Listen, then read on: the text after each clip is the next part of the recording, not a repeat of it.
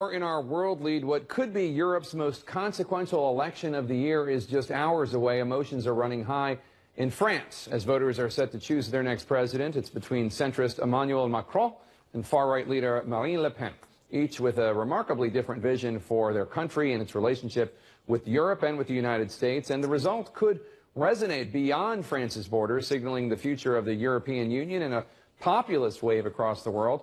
Now, President Obama is weighing in. He backed Macron in a video message, with observers suggesting that between Donald Trump Jr.'s pro-Le Pen tweeting and other messages from the White House, President Trump might as well be saying, "I'm with her."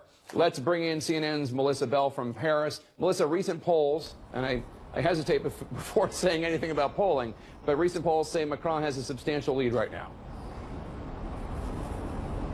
Yes, he does. He goes into this race with more than a 20-point lead. This especially after Wednesday night's very bitter debate between the two candidates, pitting her vision for a France that would leave the European Union, NATO, retreat to a sort of form of economic protectionism, and his openness and continuation of what we've seen so far, really, in France, with a pro-European stance. On the other hand, this is the choice facing France on Sunday, and these were the battle lines that were drawn, Jake, in the first round of voting 10 days ago. Have a look.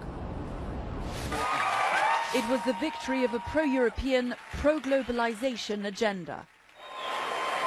As the world watched on, the independent centrists celebrated a victory that few had initially imagined possible.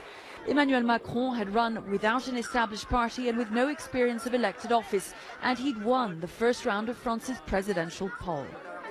Immediately behind him, the woman who had believed she'd win, the far-right's Marine Le Pen, who nonetheless saw off 9 other candidates with her anti-EU, anti-globalization and anti-immigration platform, leaving a stark choice to France on Sunday between a continued openness to the wider world or a new withdrawal from it.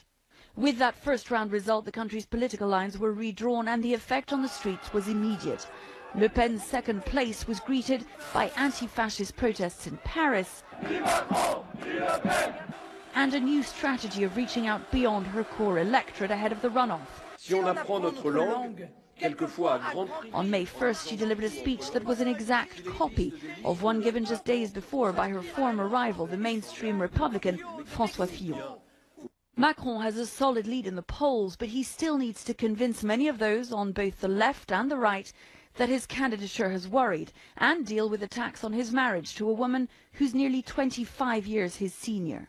I felt a huge fear in this country about the future of families. Am I an enemy of families because mine is different?